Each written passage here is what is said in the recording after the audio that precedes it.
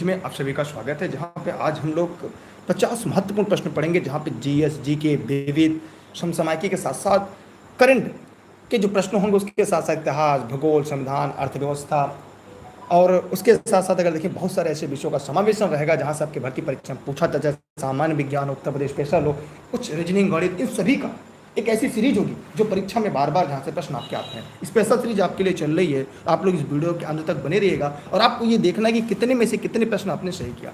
बहुत सारे प्रश्न ऐसे होंगे जो आपको हुबहू परीक्षा में आपको देखने को मिलेंगे।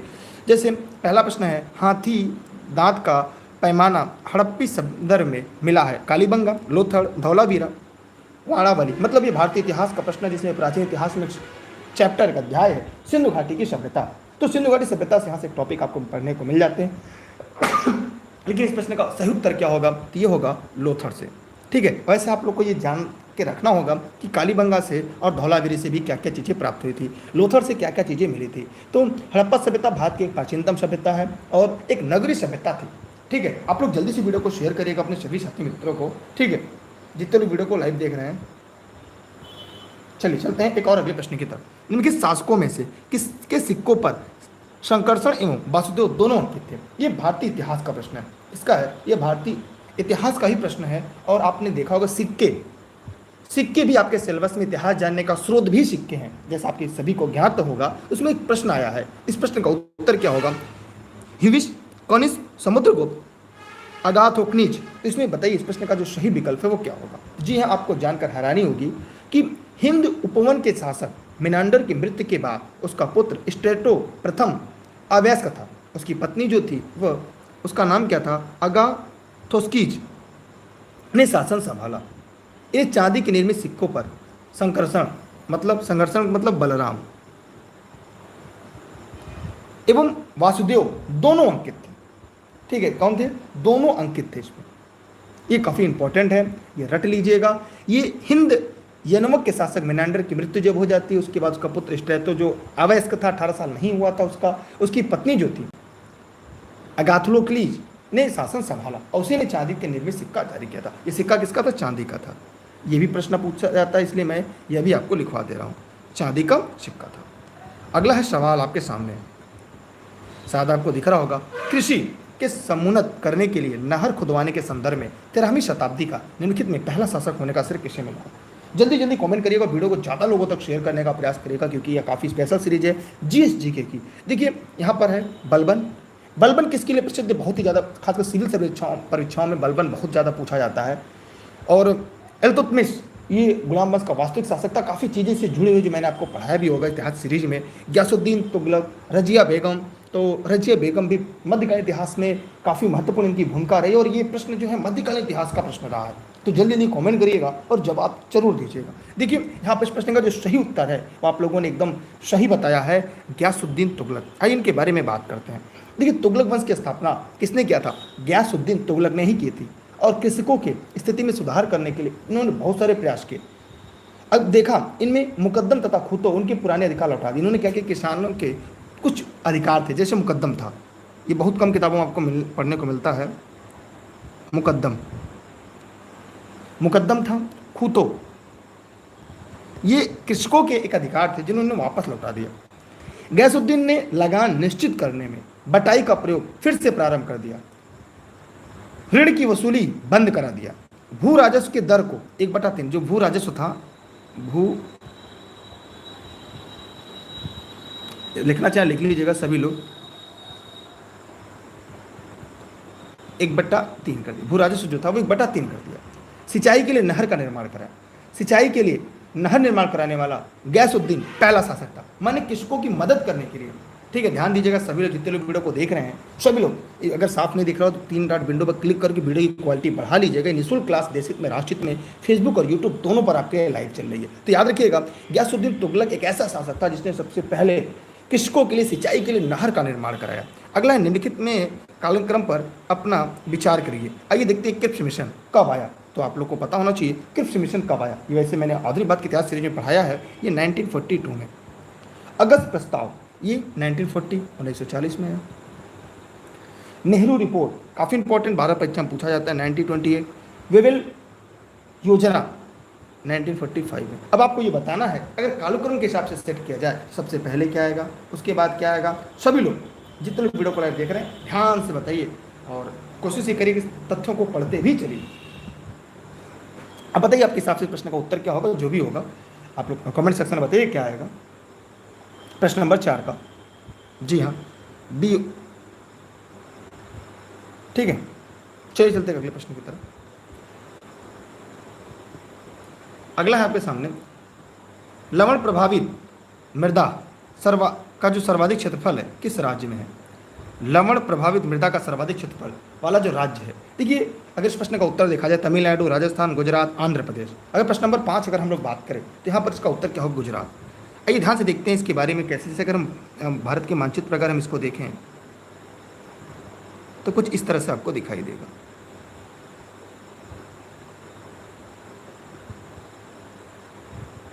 माना है हमारा भारत है, ठीक है, काम चलो बना दिया, माना हमारा ये भारत है। और देखिए यहीं पर आपका ये गुजरात है, ये जो तट दिख रहा है ये आपका गुजरात का तट है।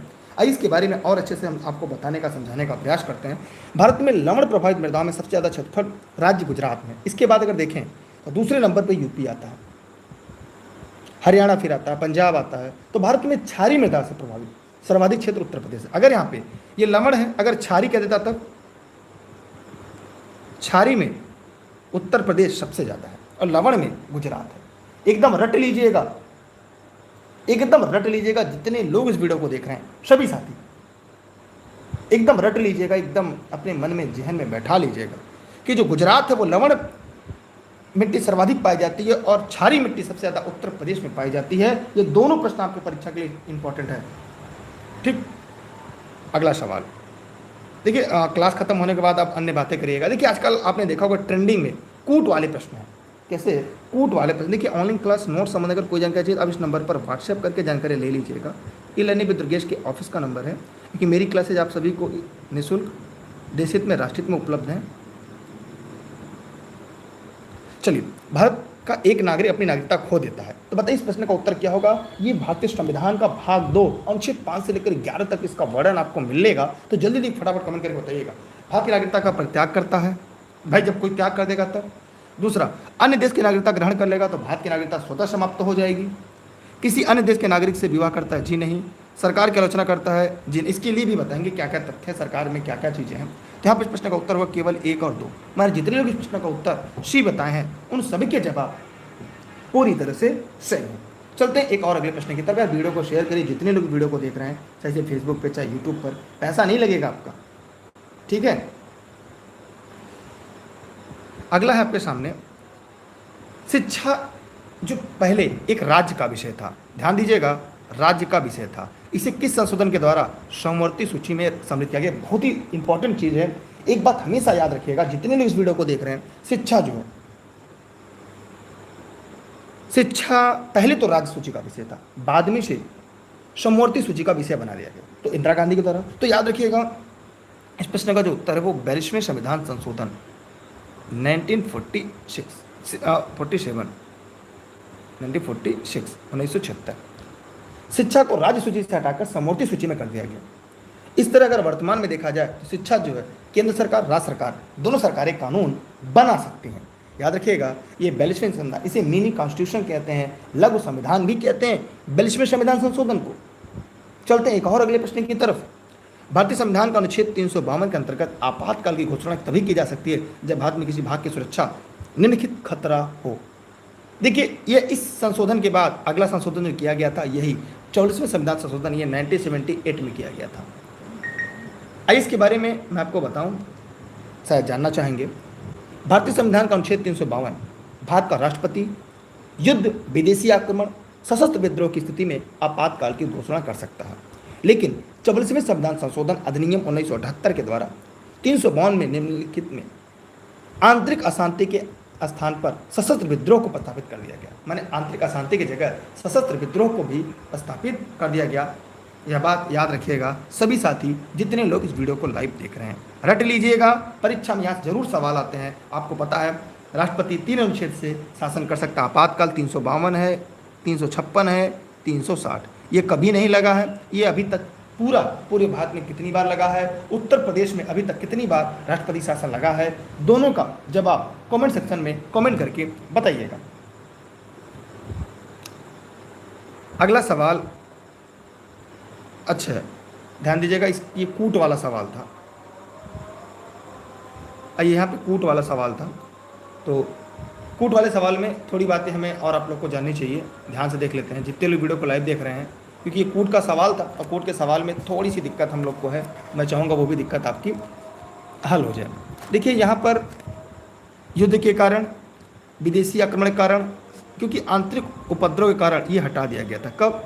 1978 में 44वें संविधान संशोधन के द्वारा। मतलब यहाँ पर एक बात ध्यान देंगे, युद्ध के कारण, विदेशी आक्रमण के कारण, सशस्त्र विद्रोह के कारण, और ये जो शब्द है ये कैसे प्रस्तावित किया गया था? आंतरिक अशांति के आधार पर। ठीक है, क्लियर? चलते हैं एक और अगले प्रश्न की तरफ। अगला है, स्वेच्छा से किया गया समझौता स्वेच्छा से समाप्त किया जा सकता है। पंडित नेहरू का उपरोक्त कथन निम्नलिखित में से किसको इंगित करता है? सभी साथी फटाफट कमेंट सेक्शन में जाएंगे और जवाब देंगे। देखिए, भारत का राष्ट्रमंडल से जुड़ाव, आपने देखा होगा भारत ने ओलंपिक में जो प्रदर्शन रहा है, उसके बाद खेलों से प्रश्न बहुत अच्छे आते हैं, और खेल में राष्ट्रमंडल खेल की भी भूमिका अग्रणी होती है। आइए इस प्रश्न को और अच्छे समझते हैं। स्वतंत्र के बाद भारत राष्ट्रमंडल का सदस्य बना, इसकी सदस्यता ग्रहण करने या ना करना भारत किसी अन्य सदस्य देश के लिए ऐच्छिक था। भारत के पहले प्रधानमंत्री पंडित जवाहरलाल नेहरू ने कहा, स्वेच्छा से किया गया समझौता स्वेच्छा से समाप्त भी किया जा सकता है, अर्थात ये इस प्रश्न का उत्तर एक होगा। दूसरा, पंचशील समझौता क्या था? पंडित नेहरू जी द्वारा पंचशील समझौता किस देश के साथ किया गया था और क्या क्या था पंचशील में? दूसरा, शिमला समझौता, ये शिमला समझौता क्या था? एक आज़ादी के पहले, दूसरा आज़ादी के बाद, इसमें इंदिरा गांधी की क्या भूमिका थी? इसमें 1971 में जो बांग्लादेश स्वतंत्र हुआ, उसका शिमला समझौता से क्या तात्पर्य था? इनका भी जवाब आप लोग कमेंट सेक्शन में कमेंट करके जरूर दीजिएगा।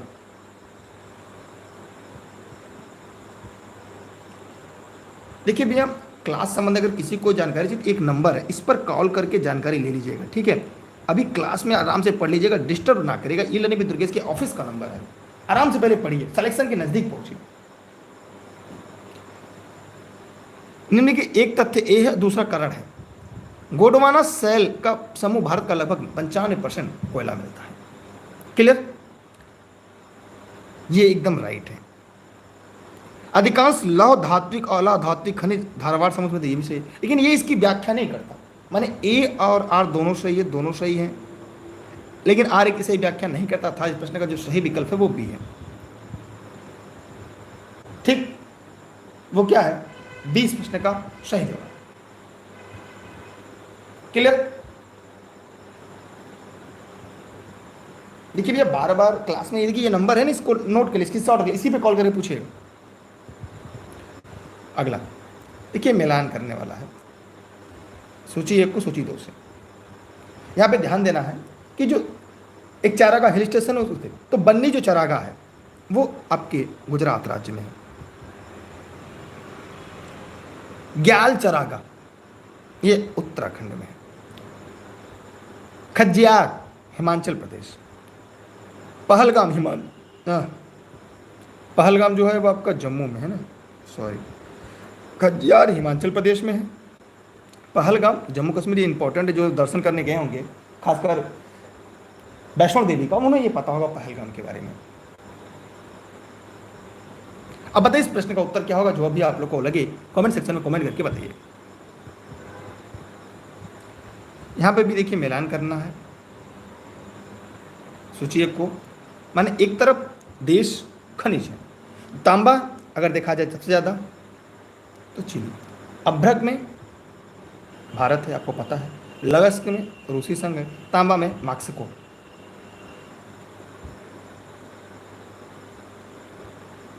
रुक जाइए, चांदी, 1 मिनट रुकिएगा। चांदी में प्रथम स्थान जो है, सॉरी रुक जाइए, एक मिनट, सभी लोग ध्यान से। तांबा जो है ये तांबा आपका चिली होगा, 1 मिनट रुकिएगा, सॉरी, तांबा चिली, चांदी मैक्सिको, अभ्रक भारत, लगस्क रूसी संघ, ये है, ध्यान से देख लीजिएगा।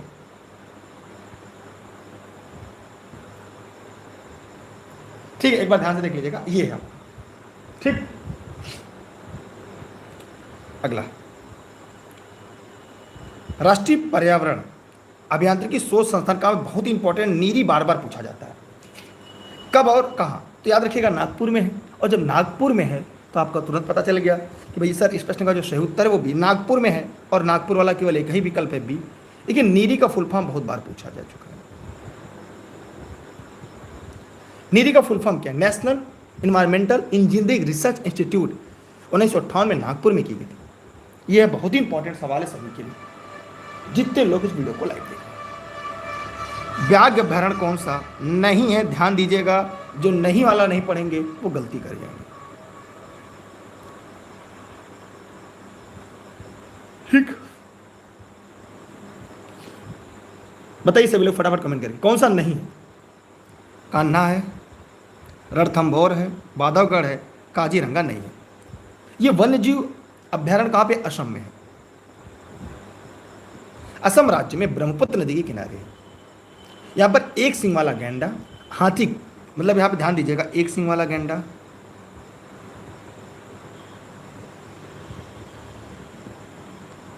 और हाथी। बाघ के लिए कान्हा है। कान्हा कहां पर है? कान्हा की मध्य प्रदेश। रणथंभौर राजस्थान, बांधवगढ़ मध्य प्रदेश। ये प्रोजेक्ट टाइगर में शामिल है। तो मतलब इस प्रश्न को याद रखिएगा, जो गलत है वही आपका सही। मतलब यहाँ पर ध्यान दीजिए, आजकल जो प्रश्न ट्रेंडिंग में आ रहे हैं वो कई प्रश्नों को घुमाकर बनाए जाते हैं, और हम चाहेंगे ऐसे प्रश्नों को हल करिए और सिलेक्शन लेकर आइए, क्योंकि रेस के घोड़े हमेशा रेस में अच्छे लगते हैं, खेत में नहीं। अगला है, निम्न महाद्वीपों का क्षेत्रफल अवरोही क्रम में। तो भैया अवरोही क्या है? माने घटते हुए क्रम में। तो सबसे ज़्यादा पहले पे क्या है आपका? एशिया जो है, जैसे मैं अगर विकल्प ए को ही पकड़ के हल करूं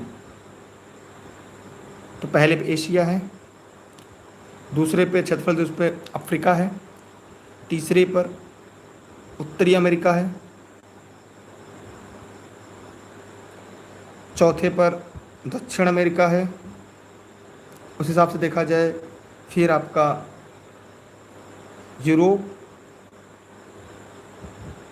अंटार्कटिका, यूरोप, और फिर ऑस्ट्रेलिया। मतलब यहाँ पे इस प्रश्न का उत्तर तब आपका इस हिसाब से ए होगा ना, क्योंकि दक्षिण अमेरिका दिया नहीं है, मतलब यहाँ पे ए होगा। अब उत्तरी अमेरिका के बाद यूरोप, मतलब इस प्रश्न के विकल्प हिसाब से आपका ए होगा। अगला है, यहाँ पे कथन निष्कर्ष दिया गया है, भारत में जनसंख्या का ग्रामीण से शहरी प्रवजन सर्वाधिक होता है। ये कथन है। कारण है, ग्रामीण से ग्रामीण प्रवजन मुख्यतः महिला प्रवजन है। अब बताइए इस प्रश्न का उत्तर आपके हिसाब से क्या होगा? देखिए, ए भी सही है, बी भी सही है। माने जनसंख्या एक स्थान दूसरे स्थान पर जाना प्रवजन कहलाता है। प्रवजन सामान्यतः दो प्रकार से होता है, अस्थायी और अस्थायी। मतलब गमन आगमन के आधार पर, या प्रवजन ग्रामीण से ग्रामीण, ग्रामीण से शहरी, शहरी से ग्रामीण, शहरी से शहरी हो सकता है। ग्रामीण से ग्रामीण जो प्रवास की जो धाराओं में स्त्रियों की संख्या सर्वाधिक है। आर्थिक कारण की वजह से अंतर्राज्यीय प्रवास ग्राम से नगर में पुरुषों की संख्या अधिक है। मतलब यहाँ पे देखा जाए तो ए आर दोनों सत्य हैं, लेकिन इसकी सही व्याख्या नहीं है। और जब सही व्याख्या नहीं है, इसका मतलब इस प्रश्न का जो सही उत्तर होगा वो बी राइट आंसर होगा।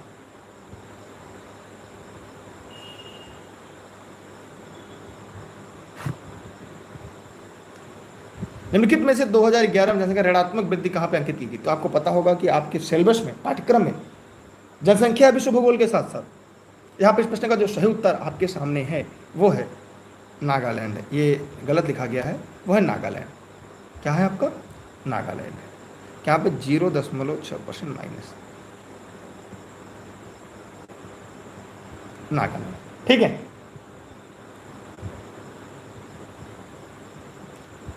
अगला, भारत में नई राष्ट्रीय जनसंख्या नीति कब अपनाया गया? इंपॉर्टेंट है, जनसंख्या सवाल मैंने आपको पहले बताया। देखिए इस प्रश्न का उत्तर होगा सन 2000 में, फरवरी 2000 में। अगर प्रश्न भी आता है तो ये इसका उत्तर होगा कि फरवरी 2000 में सरकार ने राष्ट्रीय जनसंख्या नीति घोषित की। इसमें नीति में 3 उद्देश्य, 4 नई संरचनाएं, 12 नीति संबंधित विषय 2010 के लिए, 14 राष्ट्रीय सामाजिक जनसांख्यिकीय लक्ष्य छोटे परिवार की प्राप्ति हेतु 16 प्रोत्साहक उपाय, 101 क्रियात्मक उपाय, कुल मिलाकर 150 मुख्य तथ्य सम्मिलित हैं। इन्हीं में से एक प्रमुख तथ्य जनदर को वर्ष 2010 तक कम करने की। ठीक है, चलते हैं गौरव अगले प्रश्न की तरफ। निम्नलिखित राज्यों में किसमें नगरीकरण का स्तर नगरी प्रतिशत जनसंख्या 2001 के अनुसार सबसे कम है? तो सबसे कम अगर देखें इस प्रश्न का उत्तर क्या होगा? बिहार। यहां पर है 11.3%। मैंने बिहार राज्य में नगरीकरण का स्तर 2001 जनगणना के अनुसार निम्नतम है। नागालैंड का अगर देखा जाए तो 28.9 है। ठीक,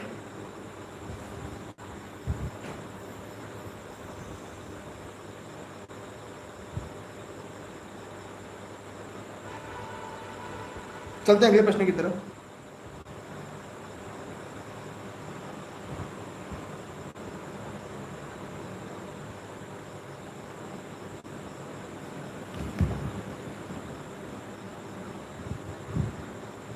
निम्नलिखित में कौन सी एक सही सुमेलित नहीं है? 3 है, एक नहीं है। यूपी स्पेशल की तरह से देख सकते हैं। सभी लोग फटाफट कमेंट करें। ताला उद्योग अलीगढ़ सही है। कालीन उद्योग भदोही संतरा विधाननगर। चिकन उद्योग चूड़ी उद्योग शाहजहांपुर, ये गलत है, ये फिरोजाबाद है,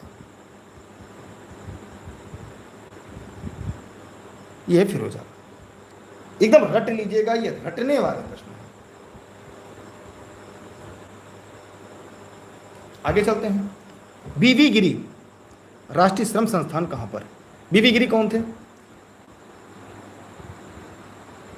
इसकी पहली कल्पना वर्ष 1962 में की गई थी। यह संस्थान भारत सरकार के श्रम एवं रोजगार मंत्रालय का अधीन है। 1972 में यह समिति पंजीकृत हुई थी। यह संस्था पूर्व में राष्ट्रीय श्रम संस्था के रूप में जाना जाता था, लेकिन 1995 इसका नाम बदलकर बीवी गिरी के नाम पर, पूर्व राष्ट्रपति के नाम पर कर दिया गया। और यह नोएडा में है।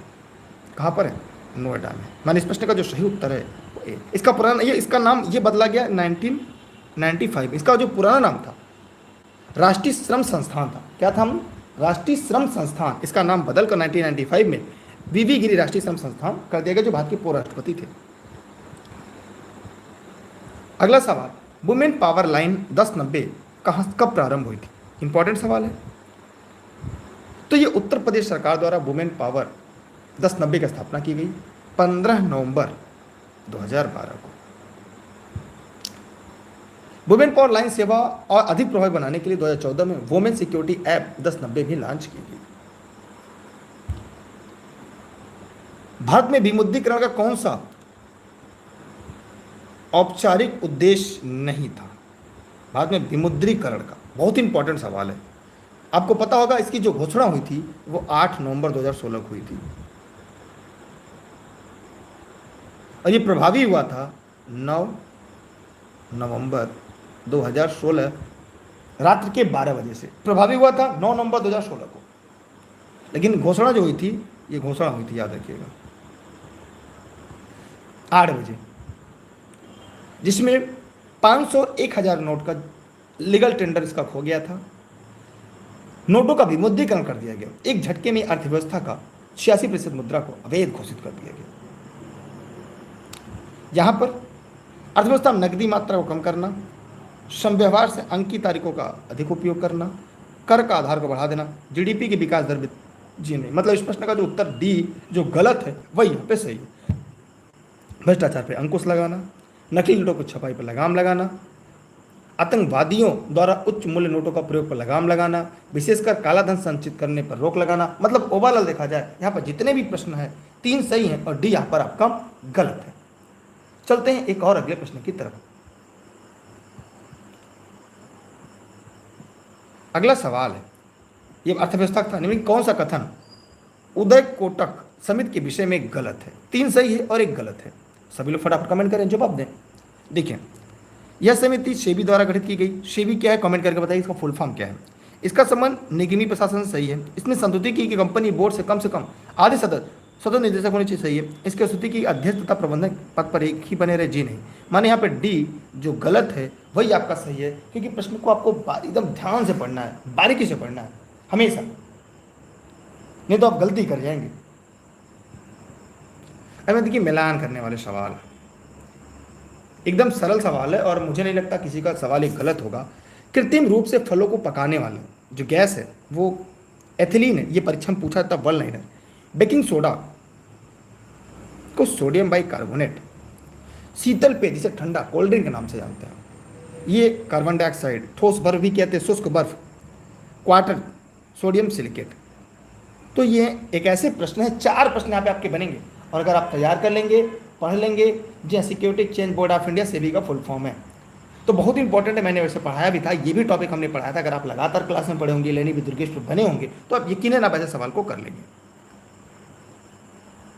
अच्छा, ये अगला है, सामान्य ताप पर निम्नलिखित में से कौन सा तत्व द्रव के रूप में पाया जाता है? बहुत ही आसान प्रश्न है, सभी लोग बताइएगा। तो इस प्रश्न का उत्तर होगा ब्रोमीन। ब्रोमीन एक तत्व, इसका परमाणु क्रमांक अगर देखा जाए, अगर आप लोग केमिस्ट्री पढ़े होंगे, तो मैं तो इंटर तक ही रहा, 35 है। ये हैलोजन समूह का ये तीसरा सबसे हल्का तत्व है। कमरे के समांतर तापमान पर द्रव अवस्था में रहता है। इसका गलनांक देखा जाए, 2 बातें पढ़ेंगे, गलनांक और क्वथनांक। गलनांक इसका -7.2 डिग्री सेल्सियस है, जबकि क्वथनांक 58.8 डिग्री सेल्सियस है। अगला सवाल है, प्रालिथ्रीन एक सामान्य क्या? ये साइंस के सवाल चल रहे हैं आपके सामने। पीड़ानाशक है, पेशी शिथिलक है, मच्छर विकर्षक है, केश रंजक है। यहां पर इस प्रश्न का जो सही उत्तर होगा वो मच्छर विकर्षक है। यह एक प्रकार का पायरेथाइड कीटनाशक है जो मच्छर मॉस्क्यूट रिप्लायंट के रूप में प्रयुक्त होता है। ठीक, पित्ताशय में उपस्थित पाषाण पथरी किसका पाचन प्रभावित करता है? बताइए। वसा, प्रोटीन, कार्बोहाइड्रेट, न्यूक्लिक अम्ल। साइंस का सवाल है, जवाब जरूर दीजिए। देखिए, इस प्रश्न के बारे में और अच्छे से जानते हैं। यह है वसा का। यकृत से उत्पन्न विष का भंडारण पित्ताशय में होता है। पित्ताशय के अंदर पित्त अवयव संघनन से बना हुआ एक रवाकित जमाव पित्त की पथरी है, और पित्त की पथरी वसायुक्त भोजन के पाचन में समस्या उत्पन्न कर सकती है। इसलिए इस प्रश्न का जो सही उत्तर है वो ए है।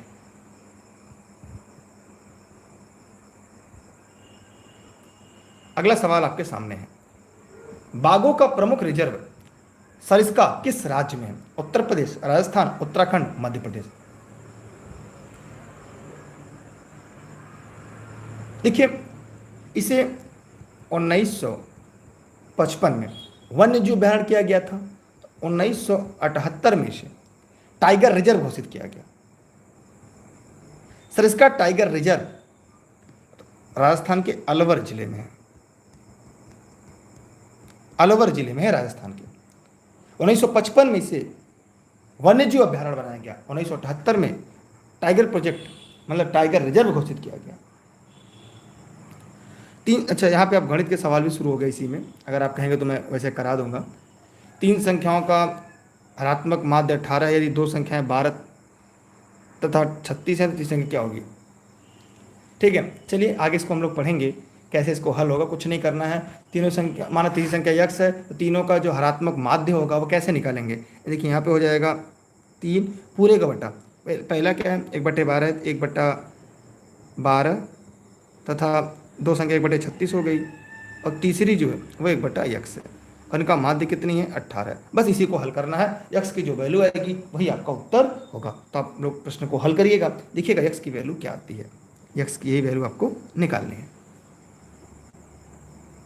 ठीक, समझ में आया आप लोग को?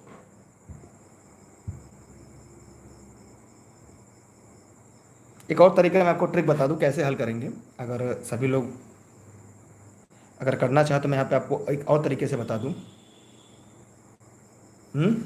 बताइए आप लोग। चलिए आगे आप लोग जान लेंगे कैसे इसको हल करना है।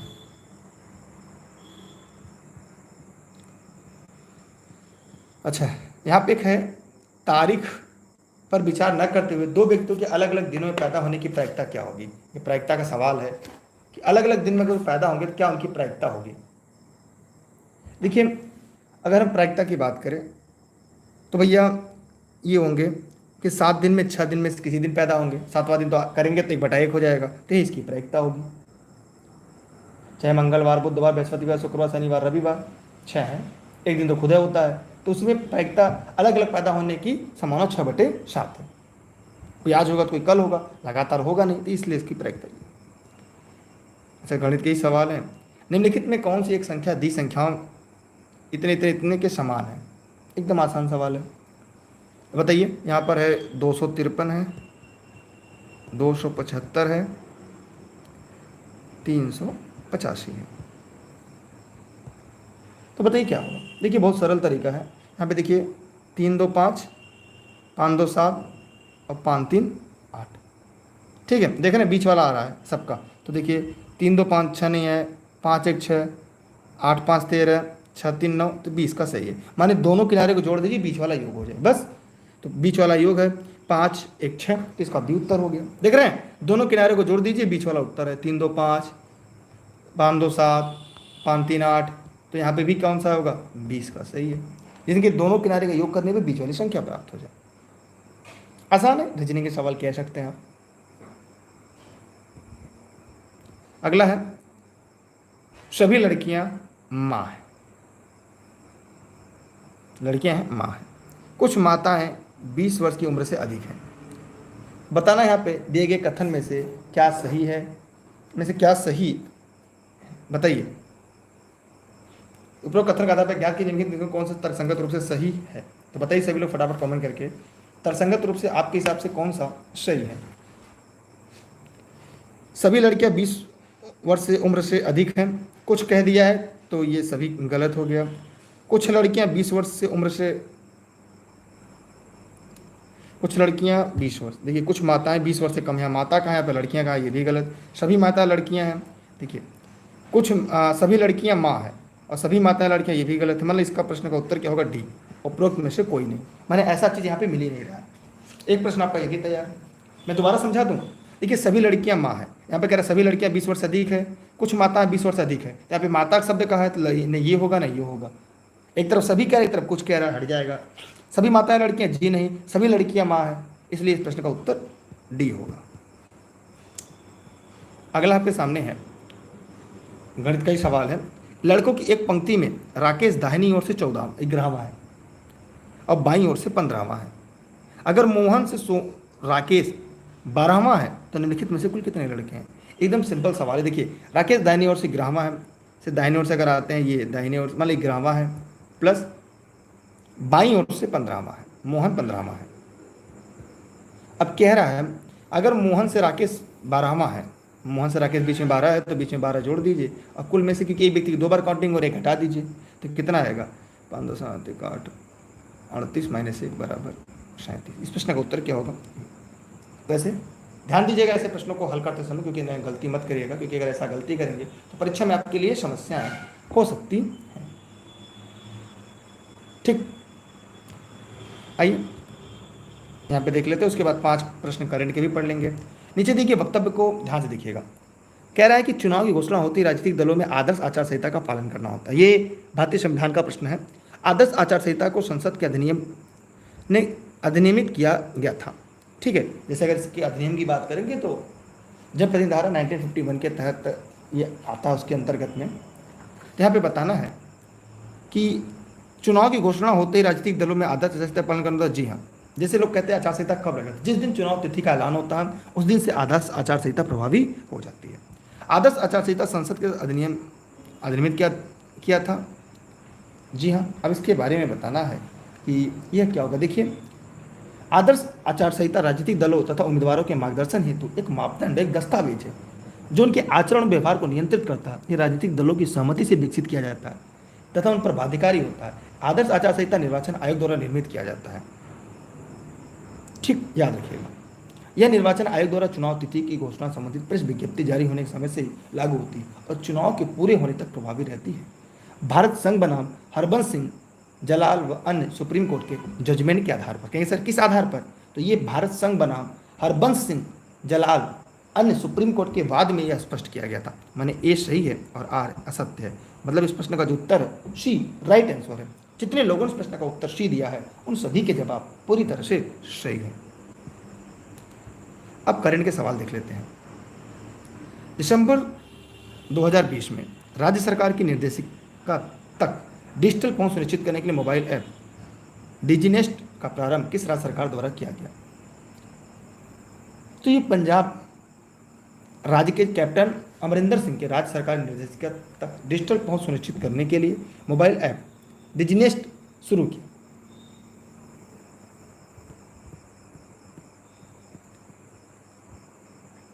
म्यांमार में कौन सी भारतीय पनडुब्बी अपनी नौसेना में शामिल किया गया? तो ये भी दिसंबर का है। आधिकारिक तौर पर भारत द्वारा सौंपी गई आईएनएस सिंधुवार, आईएनएस सिंधुवीर जो है पनडुब्बी अपनी नौसेना में शामिल किया गया। आईएनएस सिंधुवीर सबमरीन को म्यांमार के यूएस मिनी थिकंतु जो है नाम से अपनी नौसेना में शामिल किया गया। यह म्यांमार को भारत के सागर मतलब सुरक्षा और क्षेत्र के सभी के लिए विकास के दृष्टिकोण के तहत भी दिया गया था।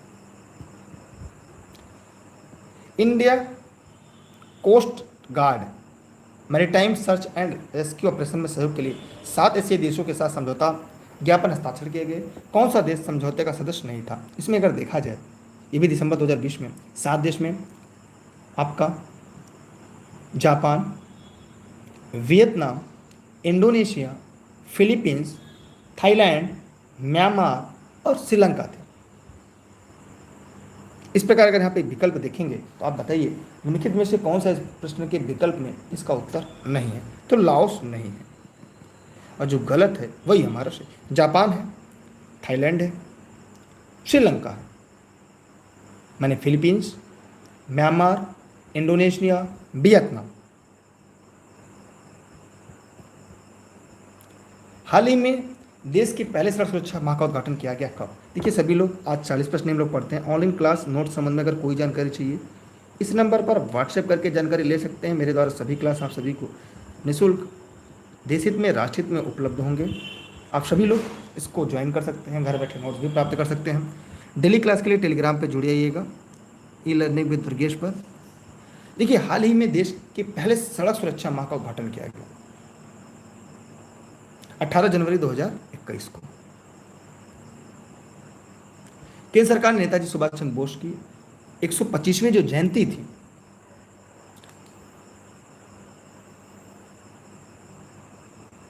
यहाँ पे, अच्छा ये नीचे 8 जनवरी 2021 को, अच्छा ये 8 जनवरी है। केंद्र सरकार ने नेताजी सुभाष चंद्र बोस को किसका अध्यक्ष में उच्च स्तरीय समिति का गठन किया? बताइए केंद्र सरकार ने नेताजी सुभाष चंद्र बोस को मनाने के लिए उच्च स्तरीय समिति का गठन किया गया। तो प्रधानमंत्री नरेंद्र मोदी ने इस उच्च स्तरीय समिति की अध्यक्षता करेंगे। ठीक है। इसके सदस्य में केंद्रीय मंत्रिपरिषद, इतिहासकार, लेखक, विशेषज्ञ, नेताजी सुभाष चंद्र के पारिवारिक सदस्य, साथ ही आज़ाद हिंद फौज से जुड़े प्रतिष्ठित लोग भी शामिल हैं। केंद्रीय संस्कृति मंत्रालय द्वारा नेताजी सुभाष चंद्र बोस के जन्मदिवस की प्रति वर्ष 23 जनवरी को पराक्रम दिवस के रूप में मनाए जाने की घोषणा किया था। पराक्रम दिवस। इस प्रकार आज की सीरीज खत्म होती है। आप सभी लोग इस वीडियो को अपने सभी साथी मित्रों को शेयर कर दीजिएगा। इस क्लास के अंत तक बने रहने के लिए बहुत बहुत धन्यवाद। Best of luck. जय हिंद, जय Bharat. E learning with Durgesh का एप्लीकेशन प्ले स्टोर से डाउनलोड कर लीजिएगा ताकि आपको सारी क्लासेस वहाँ पर प्रतिदिन मिलना शुरू हो जाए। बहुत बहुत धन्यवाद होगा। Bye bye. जय हिंद, जय भारत। मिलते हैं अगली क्लास में, तब तक के लिए बाय बाय।